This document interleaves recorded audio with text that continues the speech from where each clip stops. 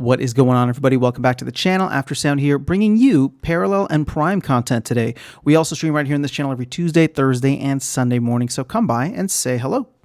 All right, guys, I want to talk about the Prime token. I wanted to create more content here. I'm really enjoying the Parallel TCG game. I'm really enjoying getting to know more of the Prime ecosystem. And to be honest, I haven't seen much content out there because I've been wanting to learn. So I figured I would make content to help me make sure I understand this stuff well enough to explain it. So a couple of quick things before we jump in here. I'm not going to cover the entirety of this wiki, and there is a white paper for Echelon Prime and the Prime token that is floating around, which I found out very recently is somewhat irrelevant now simply because of the fact that there have been governance proposals that have completely flipped around what is happening in terms of, or what you can do with your Prime token. So for example, there's no staking, there's no burning, there's nothing like that. Oh, actually, I don't even know if there was burning in the original white paper, but there's no staking. So what I'm going to cover today in this wiki, so if you go to echelon.io, there's a wiki here where you'll be able to essentially jump in, and people are saying that this is the best place to learn more about the token, and they have all the different updates here. So you can see, little table of contents here. They got the Echelon ecosystem, Prime token, Prime sinks, governance, grants, parallel TCG assets, initial token distribution, and other links. So it's been a good and valuable resource. Like I said, I'm not going to go over most of this. I really just want to cover Prime as a whole. So we're going to cover, I guess, these first couple of things here, and then the initial token distribution. So let's go ahead and just dive in.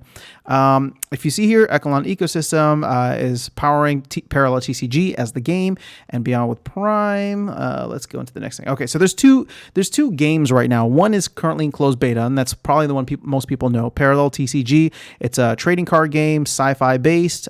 You can earn Prime through it. You can use Prime to enhance your gameplay and buy a bunch of things within the game.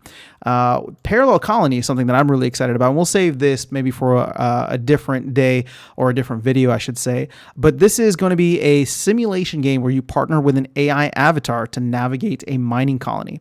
So each avatar will control a wallet, meaning that these AI avatars are going to control or have their own digital possessions. And some of the stories and stuff that I'm hearing about this and where it's at, which it's currently in active development. There's not even a closed beta for it yet, but it sounds fascinating, and it ticks both of the boxes of gaming and AI, which I think are going to be really popular and powerful in the upcoming bull run. So it says here your avatar creates and trades with other semi-autonomous agents. So it's a really cool concept. Obviously, there's still a lot in development, but that's a big thing that has drawn me into the ecosystem as a whole. So let's jump into the Prime token now. This is the main thing I wanted to talk about. You can see here, Prime is the utility token for Echelon and its ecosystem of games. So not just Parallel, but any other games that they create or people come in and want to create within the ecosystem. And that's part of the grants that people will be able to apply for. So Prime powers token-gated products, services, and experiences called Prime Syncs. So Prime is distributed through gameplay and sync distributions, and the total supply is 111,111,111. You can see that circulating supply on echelon.io. So, and we'll cover that in another video. But you can see here how the allocation has been set. So the gameplay pool, at least initially, was about 31%, a little under 32% going to the gameplay pool. Parallel Studio reserves is at 19.7, and then the investors are getting 16.7. So just between that for Parallel is like 36%, which is significantly high in my opinion, but it is the flagship game and the only thing that's actively live. Caching, which is something we'll get into in maybe a future video, is 14%.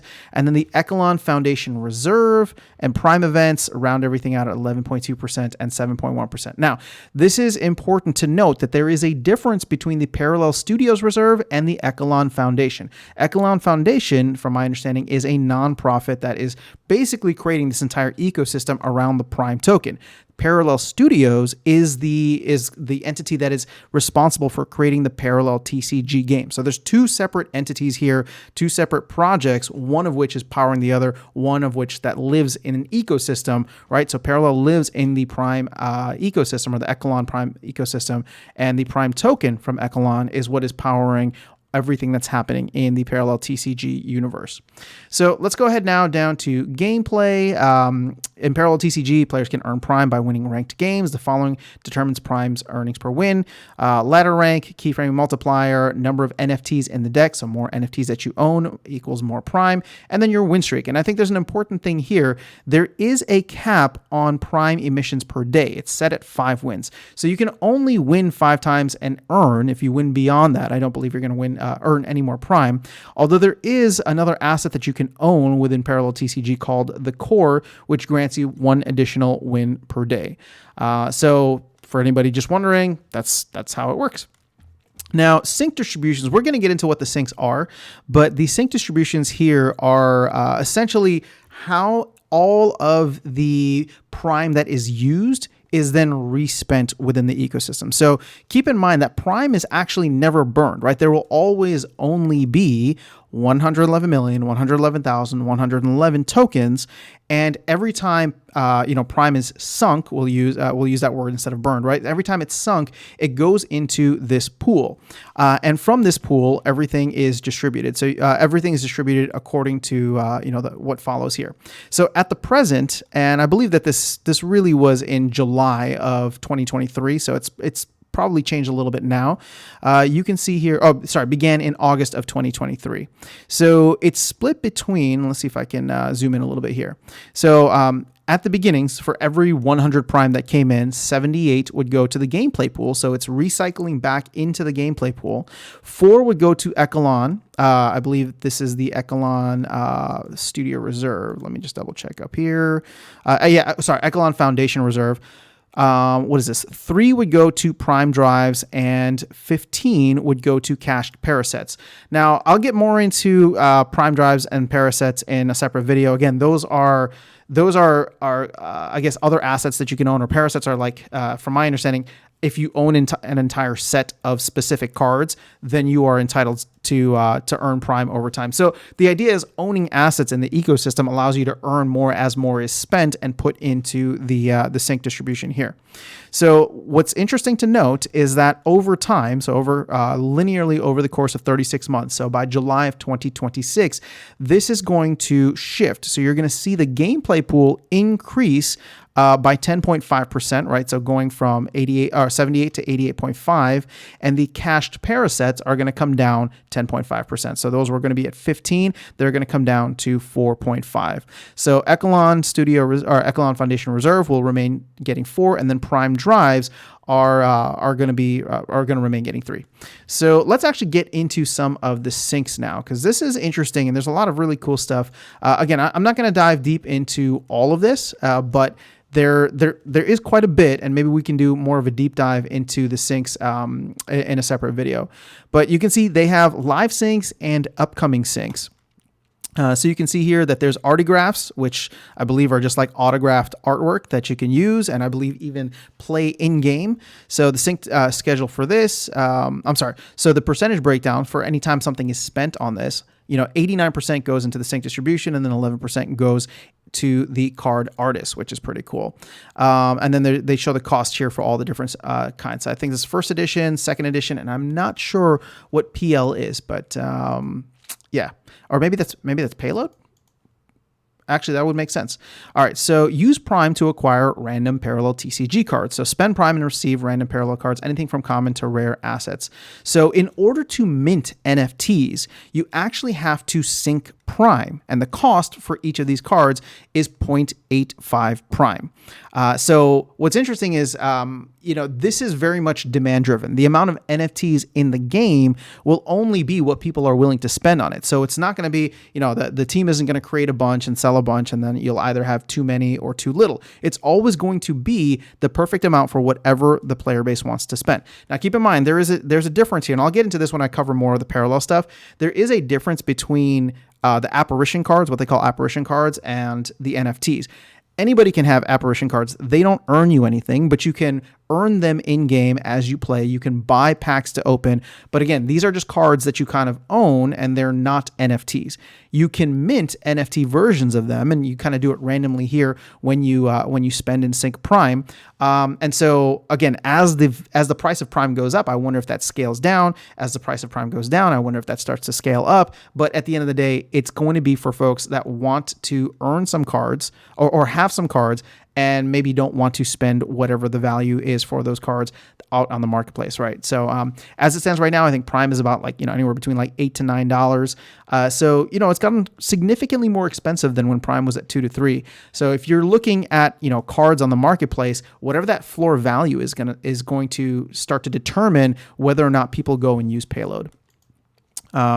Okay, Echoes. So use Prime to replicate parallel cards. So use Prime to spawn Echoes. So NFTs replicated from first edition, second edition, and Payload cards. As Parallel onboards players, Echoes are critical to scaling scarce NFTs. So once again, just talking about how that whole scaling works based on demand. Terminals, let's see what this is. All right, so use Prime to refine shards and redeem rewards from terminals. Terminals enable communication between systems of outposts, so use Prime. So I'll be honest, I don't even understand this fully, but 100% of whatever is spent on terminals goes towards the sync schedule. Avatars. Now, this is another asset, so you can use Prime. These are NFTs that exist on the Ethereum blockchain. You can grab them on OpenSea. But avatars are unique characters from 5 different factions. Set one as your profile picture. Earn extra Prime for TCG wins if you have one, and enjoy priority access to future experience. They cost 11 Prime, but they are sold out and are going for a pretty penny on the secondary market. So everything is spent already for this, obviously, since these are sold out. But I wonder if on the back end, any kind of secondary sales will lead to Prime getting scooped up off the marketplace and essentially put into the sync schedule. But the other thing with avatars, and like I said, I'll cover this as I go deeper into the ecosystem. I believe avatars are going to be either required or a huge bonus for when Parallel Colony comes out, because they were trying to find things to do with avatars, and I think that's what Parallel Colony is going to focus on. So if you don't have an avatar, might be worth considering getting one. Again, it's going pretty expensively right now, but still fascinating to consider. All right, so glints are the in-game currency for Parallel TCG. You can use fiat or Prime to buy glints. The cool thing here, and I don't know if they mention it, but let's see. So all right, so available at parallel.life. So percent going to the sync schedule, 100% if it's purchased with Prime. If it's purchased with a credit card, so fiat, what they end up doing is putting 10% into the sync schedule. So again, it's buying 10% or taking 10% of whatever comes in, buying Prime, and putting that into the reserve pool. So you can see here, whenever they do get a purchase with fiat, 10% goes into the sync schedule, 10% goes to Echelon Foundations, and the other 80% goes to Parallel Studios. So if you want to support the ecosystem, you can buy it with Prime. If you want to support the Parallel Studios and Echelon Foundation, you can buy it with fiat. Your choice. All right, and then there's governance, cosmetics consisting of skins, emotes, other digital collectibles. Every time you want to turn them into an NFT, I believe you can use Prime in order to do so, but we'll cover that more in the future once there's more info. And then governance. For comprehensive info on the sync, check out governance proposals. The cost for a governance proposal is 2 Prime. The cost for a grant application is 2 Prime. Again, we'll cover those in separate videos as I dig deeper into the wiki here. Now, upcoming syncs are really exciting because this is something for all the Splinterlands folks out there. Splinterlands was definitely ahead of the game in terms of having an active and dynamic marketplace for renting cards, buying and renting cards. There's even a delegation thing that they've had for years.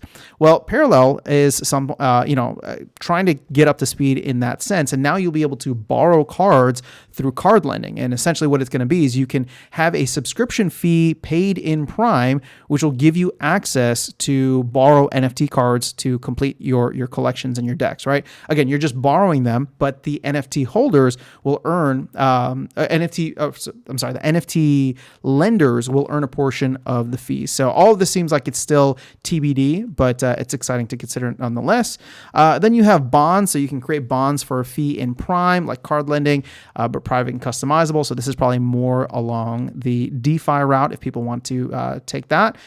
Equipment is something else that's coming. Again, there's not much information here. And then physical cards, if you want to actually buy some cool physical cards, it seems like there will be a Prime sync in order to do so, which will actually be awesome because you can turn your earnings in game or whatever you have into physical assets, which again, it's more so probably for collectors, but at the end of the day, it's pretty cool to see. So those are the upcoming syncs. The last thing I want to cover in this video, so it doesn't get too long, is the initial token distribution. So, Prime launched on July of 2022. So it's been a year and a half since Prime has been out. And then it was unlocked via community vote on March 1st, 2023. There's been a couple of different things that have happened. So, Prime, these are Prime events. These are all past things, right? So you can see that there were snapshot dates based on people who were holding assets within the game, but these range from February of 2022 to February of 2023. So it's all done now. All this Prime is actually out in the ecosystem. Same thing with caching, right? This went from July of 22 to July of 23. And then the important thing here is a 24-month unlock for Parallel Studios Reserve and then the Parallel Studios investors, right? So I was saying that this is like, 36% of the total supply that is going to get unlocked. We're about 6 months into a 24-month linear unlock. And these are going to go until, well, for Parallel Studio investors, this is going to go until, July or September of 2025. July of 2025 for the investors, and then for the reserve, September of 2025. So, there's still a decent amount of time. And with the amount unlocking, I believe it's like 55,000 tokens per day, which is, several $100,000 worth of value, especially with Prime having spiked recently. So, are they going to sell? Could they potentially sell? Probably. Will they be taking some profit? I definitely would, right? I don't know what their buy-in price was, but considering that, Prime has been at $2 to $3 for most of the time since I've known it over the last 6 months, and now it's popped up and done essentially a 4 to 5x, I wouldn't be surprised if there's a lot of profit taking as this goes along. That being said, I think a lot of people are excited about the future, and if the game continues to grow, that might be offset by the fact that people will need Prime in order to, not necessarily play the game, but mint NFTs and get cool things within the game and all that fun stuff. So, that's all I really wanted to cover in this. Just a little bit more of a deep dive into Prime and to help understand. Again, this is a very complex, dynamic ecosystem. There's a lot of stuff that's being worked on, and I am still, my caveat here is I am still learning it myself. But hopefully this was educational or helpful for anybody that has been trying to figure out just how all the pieces fit together. As I said, I'll continue doing videos about this ecosystem just because it fascinates me. So if you have any questions, requests, or things that you want me to focus in on a little bit more, please do let me know. But that is all I have for you guys in this video. I'll catch you all in the next one and see you around the game. Take care.